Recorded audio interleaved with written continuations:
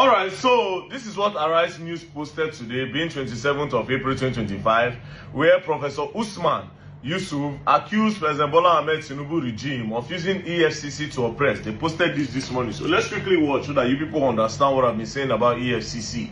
The 29th of January this year, at about 6:30 p.m., my wife came up to my room and said there are some gentlemen that knocked and just walked into the room, dark-suited, walked into the door. They want to see me. They said I'm expecting them. I came downstairs in my jalabia, no hat, and flip-flop. And they said they are from the EFCC. They've come to take me to the EFCC. I said, guys, you haven't even introduced yourselves. So they just brought out their badge and said, oh, they're EFCC. Show me arrest warrant. Oh, we don't need that, sir. Okay?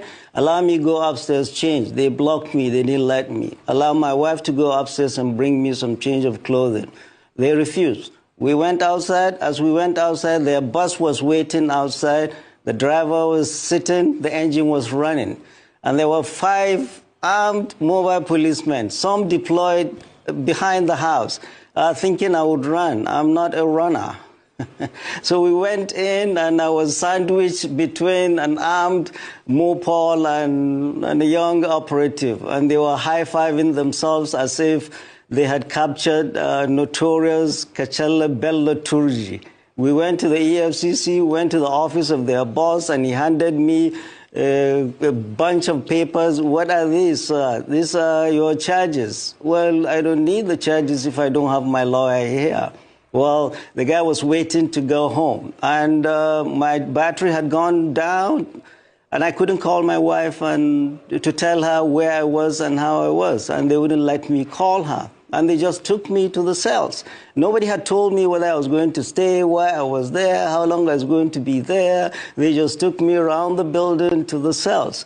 Entered the cells. Well, a lot of them were youth. They recognized me from the previous brouhahas in Nigeria. And they came up to me wishing me good luck and best wishes. I had serious headache because, remember, I had fasted for over 14 hours by then. I hadn't eaten or drunk anything. They brought me a sachet of pure water and tea. I drank and went to sleep. And then the next morning, they took us to, they called my name out. We were going to court. We went into the bus. Well, when we came out of the building, they had placed their official photographer to be taking photographs of me without a hat, in jalabia, in flip-flop. That was when I realized these guys are up to no good. All they're interested is to demean me, dehumanize me, and weaken my spirit. They don't know who they're dealing with.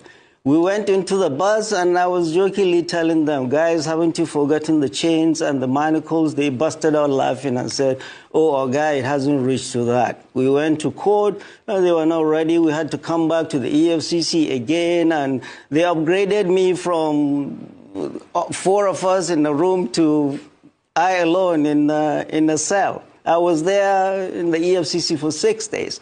After that, I was arraigned in court, and then the judge did not give me bail. Her reason, well, she had a cold. I was put back to Kuje. I was in Kuje for 24 days. Denial of bail 2. Anybody excused is wrong, because bail is a constitutionally guaranteed right of anybody accused, except if it was a capital offense or the person is suspected of terrorism. Mine was neither of those. I was denied bail deliberately by this government to shake me up. And I was put in Kuje for 6 days and 24 days in EFCC for 6 days and 24 days in Kuje to shake me up and silence me. But no, I'm no one to be silenced. In Kuje prison, I wrote my experiences and told this government that 6 days in Kuje and 24 days in 6 days in EFCC and 24 days in Kuje will not silence me. The whole purpose is President Bola Ahmed Tinubu's government trying to silence any dissent to his government. And this coming from a president who was an Adeko activist himself, who fought the military who ran across the border and ran away from the military. And when he came back, he never gave neither Jonathan nor Obasanjo, not even Buhari, he never gave them peace. He was criticizing them. Criticizing a government in a democracy is a legitimate right of every citizen. And President Bola Ahmed Tinubu is trying to stifle dissent in this country and is trying to make this country a one-party. Imagine how they would have traumatized this man and his family. Imagine how they would have the corruption of EFCC has literally no limits. Now they are even partisan. So basically now anybody where Tinubu they vex with or APC they vex with, now EFCC they go pursue. Just take case study. Let's use Okowa own. Few days ago, you came to publish a news that Okowa that Okowa stole 1.something trillion naira. 1.something trillion naira. That is 999 billion, 1 billion, then another 300 billion naira. Now Okowa carried it. All of a sudden, Okowa just say don't join APC now. Let's bet it. That case will go down. So EFCC are now partisan. Corruption at the fullest. This same EFCC in this country, they know the whole politician. You see Yaya Bello, they don't hold politicians. They don't hold politicians. Now these small boys that they use, they take show everybody say that they work. They'll just go one place, carry students. The other day, the EFCC arrested 105 people. EFCC carried 35 boys. EFCC, all these people that you are arresting, they never do half of what politicians do. But yes, when they use that, they feel blank like say they work. Meanwhile, people are the most corrupt agency in the country. As it seems like this, I gather all my evidence. I gather all of them. They never protest against EFCC before. Now me, I did like this. So at the plan stage, the biggest protest against you. You people are corrupt. A lot of you are thieves.